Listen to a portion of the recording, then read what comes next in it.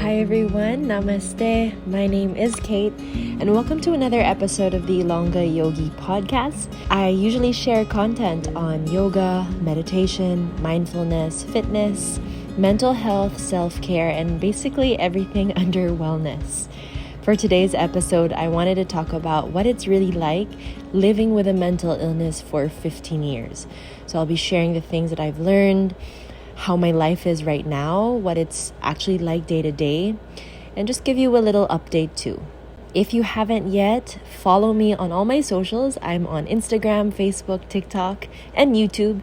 Go check it out at Ilongga Yogi, ILONGGAYOGI. And you can also follow my website or check it out. It's ilonggayogi.com. So I guess let's jump into it. Today, I thought it would be a perfect opportunity to sit down and record a podcast, not because it's just my usual schedule, but for World Mental Health Awareness. It's October and we celebrate mental health. I wanted to just talk about like how I'm feeling and where I'm at, because today has been an off day. I had a bit of an off day, and I'll go into it a little bit more later on. But for those who are tuning in for the first time, basically I'll kind of speed through my story, but I do talk about it in a different episode, so you can scroll through the other episodes and look for that where I go in depth. But anyway, I was diagnosed with clinical depression back when I was 15, and during that time I took meds for the first time. I stopped after a year because I knew that I just didn't like it at all. I really firmly told my doctor I didn't want to continue, even though my family kind of wanted me to continue taking it, same with my doctor. And then in 2017 I was diagnosed with bipolar 2, and so since then, since 2017, I've been taking measures to heal through yoga, through meditation, through therapy, regular therapy, and through other healthy and mindful ways of just managing and coping through the ups and downs that I go through. And honestly, where I am right now, I always say this, I've been the happiest that I can ever be, that I've ever been in a long time.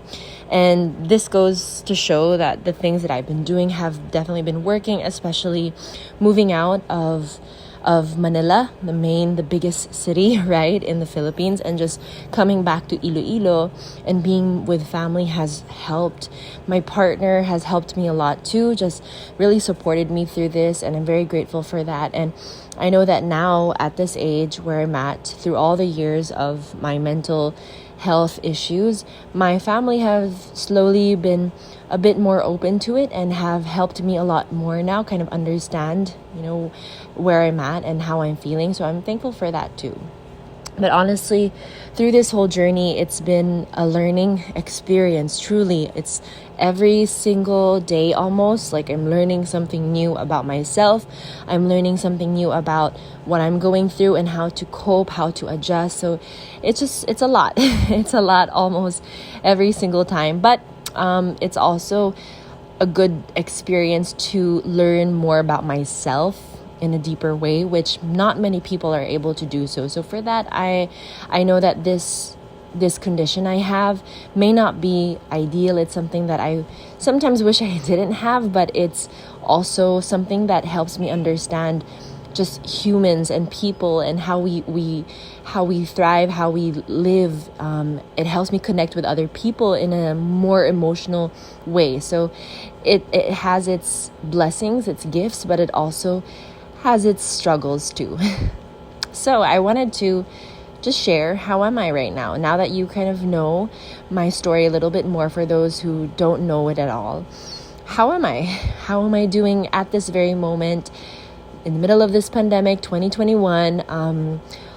I have definitely more ups than I do downs. That says a lot because there was a time in my life where every week I would have a down moment. I would get depressed every single week and then try to pick myself back up again. And sometimes that depression would last longer. But honestly, right now, I've had way more happy times and just feel good moments than I've had sad ones. And I now wake up feeling good, feeling excited for the most part. So I would have to say that I'm doing really well. However, the past 2 weeks have been pretty hectic for me. Like, I couldn't even sit down and record a podcast last week, which was what I was hoping to do, especially for Mental Health Day. But I'm here now because last time I had a lot of talks. I had a lot of talks that were lined up and in celebration of Mental Health Day. And so I kind of put all my time to that. And so now's the only time that I have finished all of it and I can finally sit down and breathe and focus on this. So basically that's where I'm at. My days right now, they look pretty busy because the studio is allowed to operate again, which I'm very happy about. And I also have my other business, Daily Greens, which is healthy juice. And so that has kept me busy too.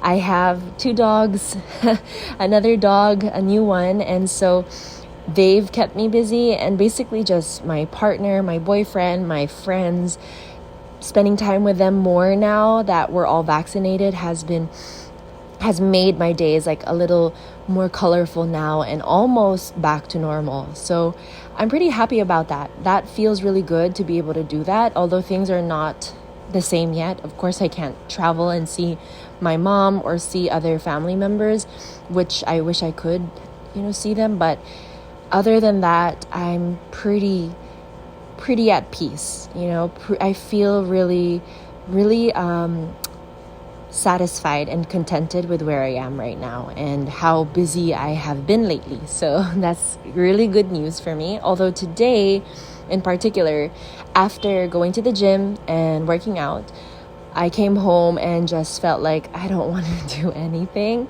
A part of me thinks that I feel a little overwhelmed because I wasn't able to do some work, and sometimes that happens to me. I don't know if that's normal, if you probably go through it, or if it's my mental health, but there are times when I feel like I'm very overwhelmed and then I'm paralyzed by that, and so I can't really work or function until I feel like I basically procrastinate until I feel like, okay, I think I need to do something. So here's my attempt at trying to do something, because today's just not it, but I'll try again tomorrow, especially later on. I just kept thinking of the class I have to teach, and it's going to be an intense class, so I want to be able to show up for that. So I just allowed myself to sleep in and take it easy today, even though I really should have done things, but it's okay. I'll forgive myself.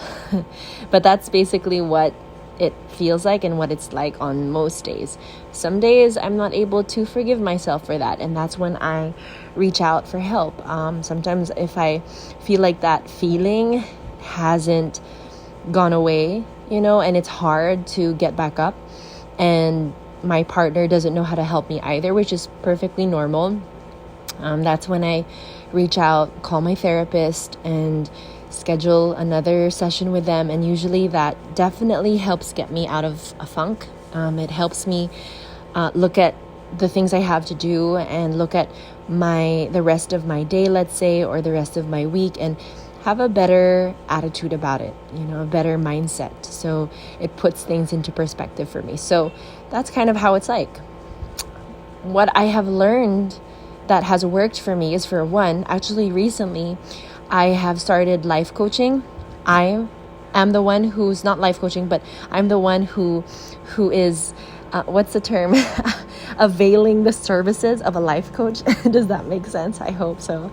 And she also has her podcast.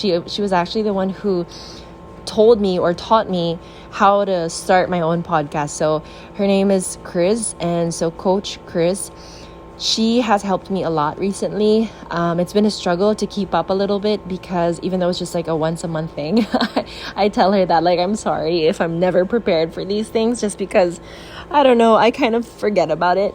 But it's been very, very, very eye-opening, and almost, I would say, life-changing, because she has made me see myself in a different light, which I have never seen myself before. And she has opened up like a different part of me that has made it easier to manage my mental health, my well-being in general. So that has been the biggest change lately that has helped me immensely. And so because of that, I have learned to accept that I actually need to retreat and to recharge and heal. Like before, I always looked at that as a weakness, like I'm failing for some reason.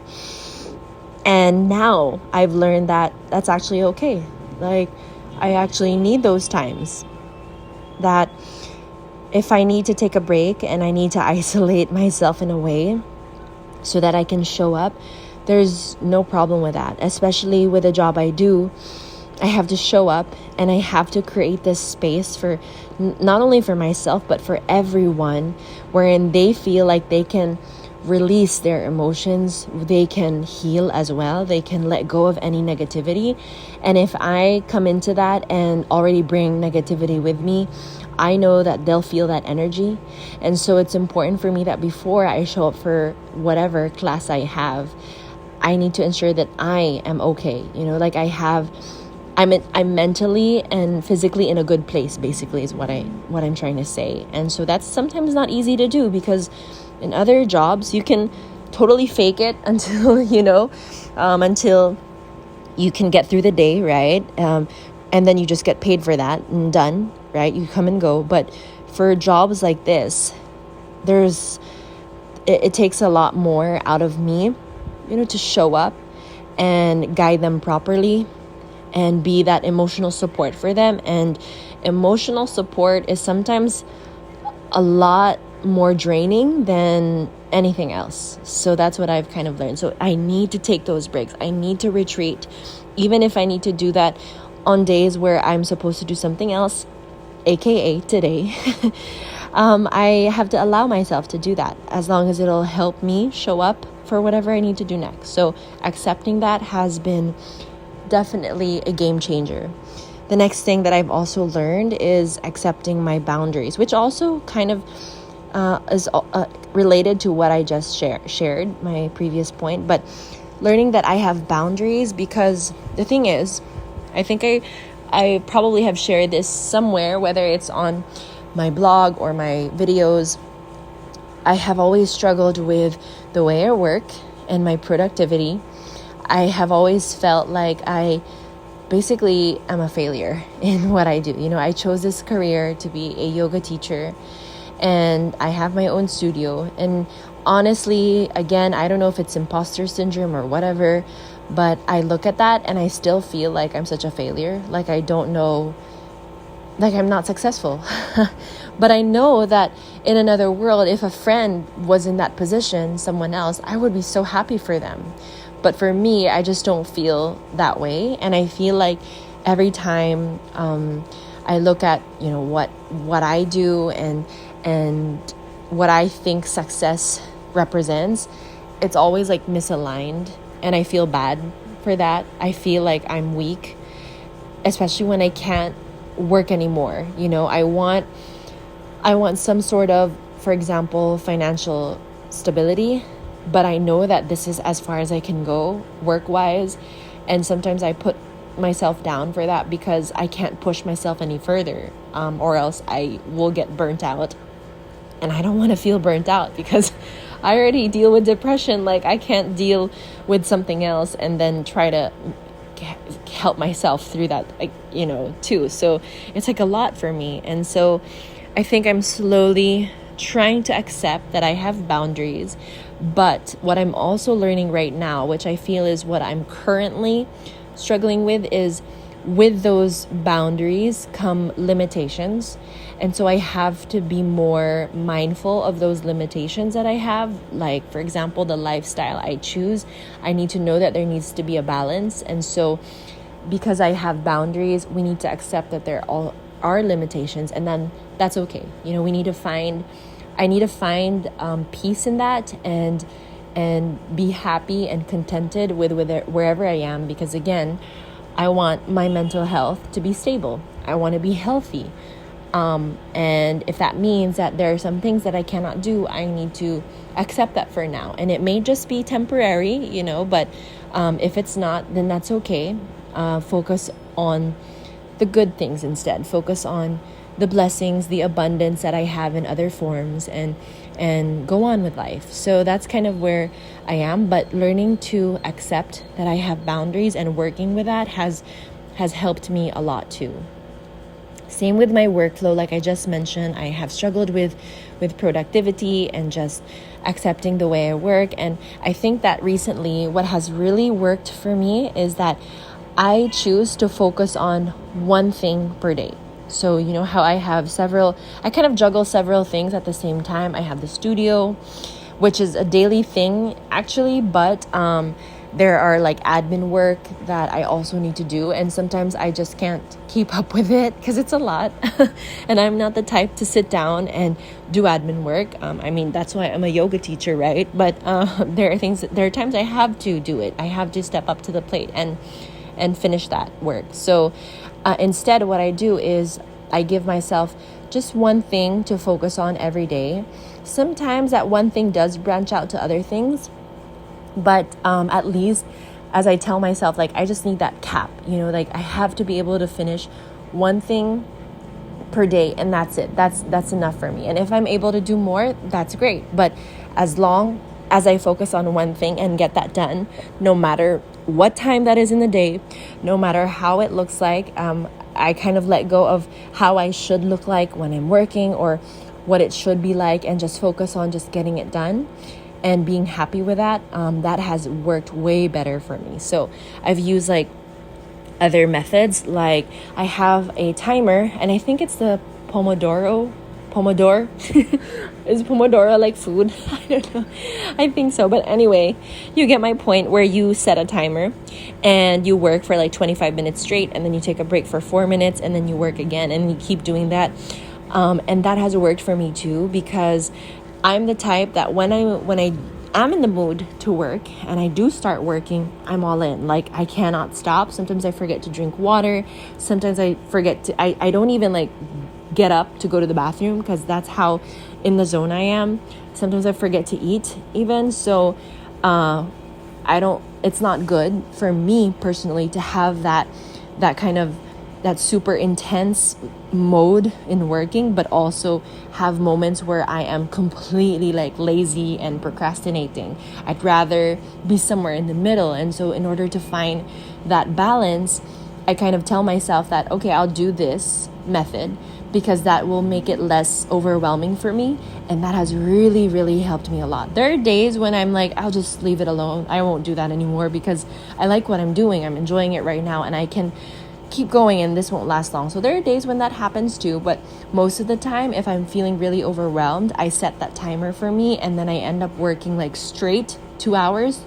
And for me, that's good enough. Like if I can work 1 to 2 hours, but I actually get work done and finish it, I'm happy with that. Whenever I'm working now, I listen to my body, and if I feel my brain is like fried, you know that feeling when nothing is just coming out anymore, nothing is like functioning in your brain anymore, because I have those moments.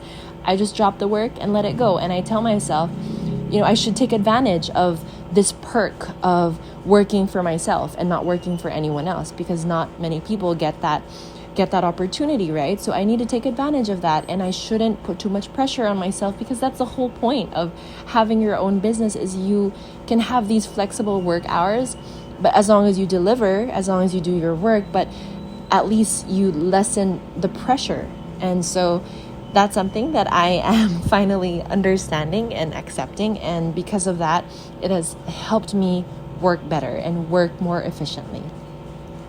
The next thing is, actually the last thing, is that I have found support, and which is like crazy to me, because I don't know why it never occurred to me to do this earlier. I guess because before I would always tell myself that I don't need support, because why would I need support? I'll end up paying for them and wasting air quotes money on them. And then when I can just do it myself, right? And when it came to me that, you know what, I feel it. There was a point where I was struggling with the work and I couldn't keep up at all. Like I had a lot. I had the juice business. I had my mom's business. I had the studio, and I had, this, like my content online, which I still want to be able to do because I know that it's a passion project and I love doing this. I was really struggling with keeping up with it already. And so when it came to that point, I figured, you know what, maybe I should just try finding someone else to help me. And when I did, goodness, like it helped me so much. And I used to be ashamed because, just between you and me, I have kind of two people who are supporting me and helping me with the studio, with the juice, with personal things. And sometimes I feel like, wow, like that's privileged, right? But it has helped me a lot because I have these two people, these two wonderful women who are amazing, who are willing to help me in any way they can. And I am able to talk to them and get to know them and connect with them as well, which I really appreciate. And I love having like them as partners in a way, who are there when I need them, and I can also learn from them, and it's been really helpful. Before I found them or kind of allow them to be that support that I needed, I was getting like a lot of these whispers from the universe. I know that sounds woo-woo, but basically like a lot of signals or symbols, right? Telling me that I'm someone who thrives when I can delegate things, like as a leader. And I know that that's how I was when I was younger, but that kind of went away, of course, when I wasn't working anymore in a typical setting. And now that I've taken that role, I can see why I thrive that way, because if I'm able to delegate certain things, I can focus on other things that I have been putting off, right? And prioritize like my own well-being, and then prioritize other things that I want to learn and work on. And that has been very healing for me as well. So ever since I have accepted support and opened myself up to support, even if it's not your typical, kind of support system you'd imagine, it works for me and it has helped me so much. And I can show up for all my classes now. I can get work done, which I would have never been able to do. Like I would always be late. I would always delay things or put things off. And so now things are different and I like where I'm at. So those are all the things that have worked for me. And the things that haven't worked for me that I have now let go is, again, based on what I shared earlier, is this rigid workflow and working nonstop. Again, because my mom, she's so hardworking, and of course as her only daughter, right? I'm sure if you're a girl and you have a mom and maybe you have the same relationship with me, I look up to her, right? We all kind of most of the time look up to our moms or want validation from them, and they're like our first like inspirations in life. So I've always aspired to work as hard as she does. And of course for her, because she's able to work hard, she has really made a name for herself and become so successful in her life, which I am so thankful that I have a mom like that who I can look up to and who is amazing at working and just being a badass boss basically, right? She supports the whole family, which is wow, and I look at myself and I could never like do that at all. I can never. And sometimes it is really hard for me to accept that, because I have this feeling in me that I should be the one to take over once she decides to retire and take it easy. Like I need to step up to that. But I also know that I don't have it in me. It's kind of impossible. It's like asking me to do the impossible, something that's completely out of my ability. And learning to accept that I can work in my own way and still be mentally okay, and my well-being is still not going to be affected. If anything, my well-being will thrive if I just allow myself to work the way I do, but maybe take what I see from her and apply that in some way in my life and the way I work is good enough. Like learning to accept that that's good enough has been a lot better for me now. So again, like I said earlier, accepting that I have some boundaries, some limitations, accepting that I do not flourish in a workflow that's very rigid and too disciplined and just too like strict, and then being able to work nonstop again doesn't work for me. Finding those moments to take a break, I have learned to accept now and learn that that's not the way I work, and I shouldn't force that on me. I think that was the problem, is I was trying so hard to force that way of living, of working, of like looking at myself, and because of that gave me a lot of frustration and negativity that I didn't really need. And the same goes with the support. When I realized that I don't need to bear all the responsibility, and it's okay. It's okay if I can admit to myself that I can't bear everything, all the responsibility.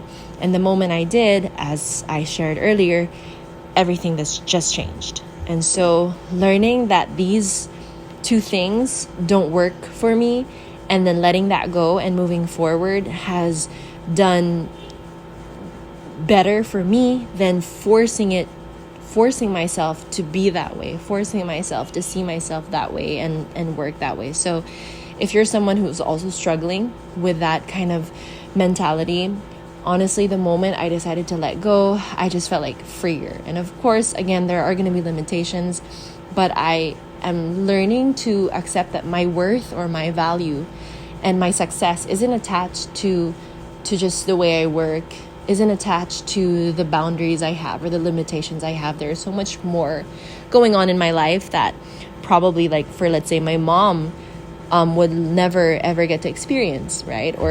Or feel. So learning that and realizing that has been a lot better for me. And so one of my biggest learnings as I wrap this up is just that, my boundaries, accepting the boundaries that I have and being okay with that. I think I remember in that particular session with my life coach, I just cried. I was quite emotional because it was like the missing piece to this puzzle that I have had all this time. And I was always like questioning myself, like beating myself up for that. And the moment we uncovered that was the issue, that I just needed to accept that I have boundaries and that those boundaries are actually okay, I was blown away. Really, I was almost speechless. I came into that life coaching session not really knowing what I wanted. And then when I was able to discover this, I was pretty amazed that we found that we were able to unlock that.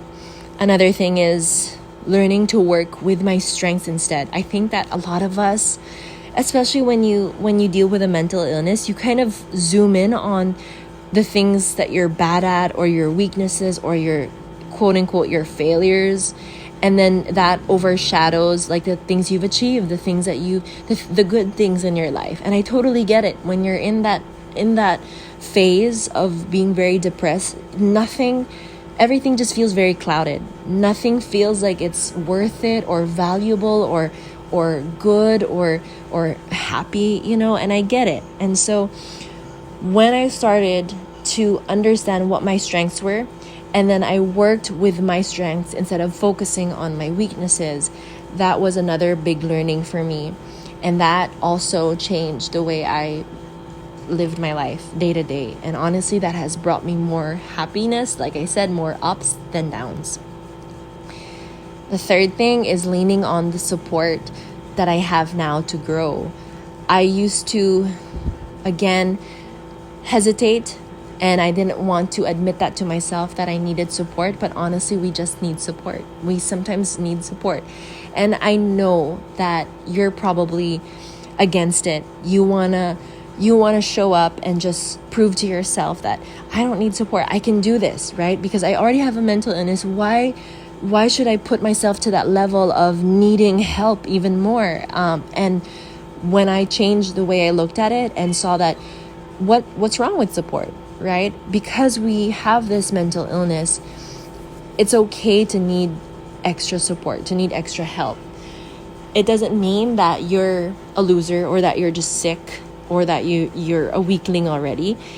It just actually means that you're brave enough and more aware enough to accept that, first of all, and then to actually ask for help, which is not easy for everyone. And being able to do that will actually make you do better and help you recover more and heal better at a better pace, right? So accepting that I need that, whether it's therapy or if you actually verbalize to family and friends who you can trust that you need their support, and if they're willing to support you, of course. Or maybe it's like me, where I was able to find sort of like assistance to help me through the businesses that I have. That has changed so much. That has allowed me to do more and be better and to be okay. So that was another big learning for me. And lastly, when I accepted that I need space, I need to give myself space and time to adjust, to change, to embrace wherever I am in the moment. Again, that helped me feel more empowered.